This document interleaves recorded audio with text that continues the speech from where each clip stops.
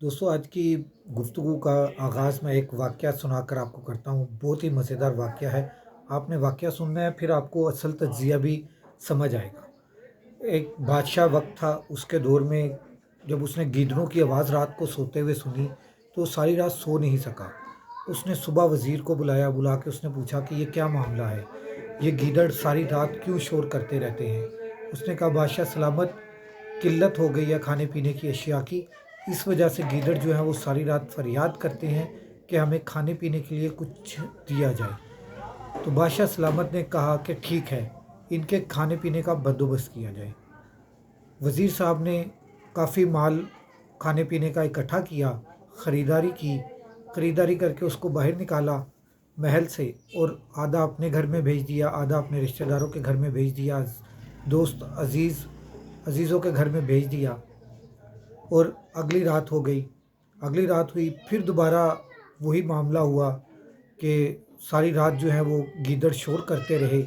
तो बादशाह सलामत ने दोबारा से कहा, वज़ीर को अगले दिन बुलाया, बुला के पूछा कि क्या मामला है। वज़ीर बहुत अक्लमंद था और तेज़ तराज वकील था कि बादशाह ने कहा, जब कि सारी रात आज फिर गीदड़ जो हैं वो शोर करते रहे हैं, इसकी क्या वजह है? क्या कल तुमने खाने पीने की अशिया नहीं भिजवाई थी? उसने कहा, बादशाह सलामत, खाने पीने की अशिया मैंने भिजवा दी थी, सर्दी बहुत हो गई है, इसलिए उन्हें कोई गर्म कपड़े या गर्म चीज़ों की ज़रूरत होगी, इसलिए शोर मचा रहे होंगे। उसने कहा, अच्छा ठीक है, गर्म लिबास और गर्म बिस्तरों का इंतज़ाम करो और इनको भिजवा दो। वो वज़ीर साहब ऐसे ही करते हैं, गर्म बिस्तरों का इंतज़ाम करते हैं, गर्म लिबास का इंतज़ाम करते हैं, आधा अपने घर में भिजवा देते हैं और आधा जो है वो अपने अज़ीज़ व अकारिब के घर में भिजवा देते हैं। फिर रात होती है, गीदड़ फिर शोर कर रहे होते हैं।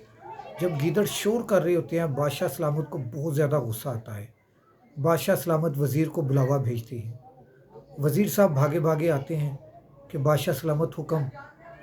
आगे से बादशाह सलामत कहते हैं, तुमने इनको खाने पीने की अशिया भेजी थी? उसने कहा, जी भेजी थी। तो गर्म लिबास और ये सारा कुछ तुमने भेज दिया था? जी मैंने वो भी भेज दिया था। तो ये आज क्यों शोर कर रहे हैं? वो थोड़ा सा घबराता है, घबराने के बाद कहता है, बादशाह सलामत, मुझे आप थोड़ा सा मौका दें, मैं अभी जाकर पता करके आता हूँ, फिर आके मैं आपको बता सकता हूँ कि ये क्यों शोर कर रही हैं। बादशाह सलामत कहते हैं, ठीक है, जल्दी जाओ। वो जाता है बाहर, बाहर कुछ देर बिताता है, बिताने के बाद वापस आ जाता है। वापस आके कहता है कि जी बादशाह सलामत, वो आपका शुक्रिया अदा कर रहे हैं, खुशी के मारे वो ये शोर कर रहे हैं। जो शोर है ये शोर नहीं है, असल में आपका शुक्रिया अदा कर रहे हैं, तो ये अब हर रोज़ आपका शुक्रिया अदा करेंगे। बादशाह सलामत खुश होता है, अच्छा ठीक है, तुम जाओ। उसको भी इनाम व कराम से नवाजता है। बादशाह सलामत वज़ीर को इनाम व कराम देता है। वज़ीर इनाम उठाता है, उठाकर चला जाता है और दिल में सोचता जाता है कि क्या बेवकूफ़ किस्म का बादशाह है। ठीक है, इसी तरह इस वक्त मुल्क पाकिस्तान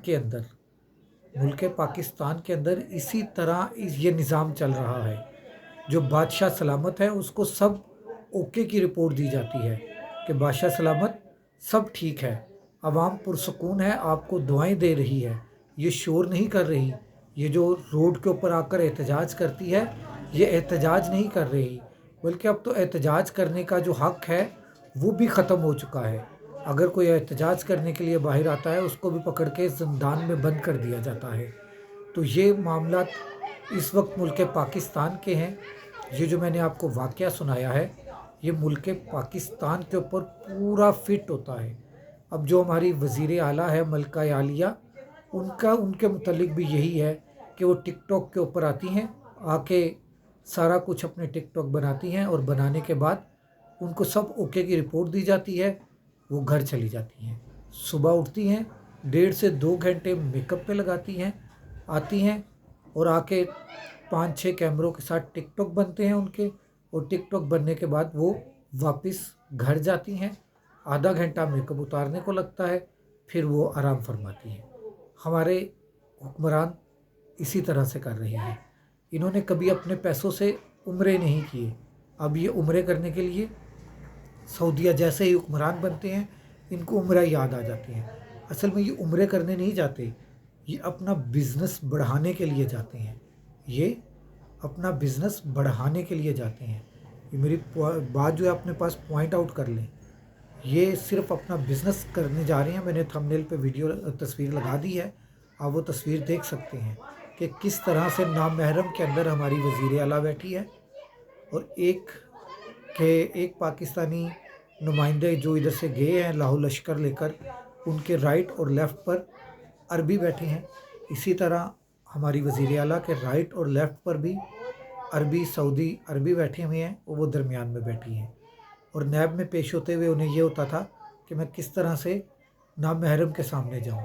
अब वो नामहरम नहीं है, अब तो हाथ भी मिलाए जाते हैं हर एक के साथ, चाहे वो सऊदियंस हो चाहे वो सऊदियंस ना हो। अगले व्लॉग तक राशिद इकबाल कादरी को इजाज़त दीजिए। अल्लाह हाफिज़।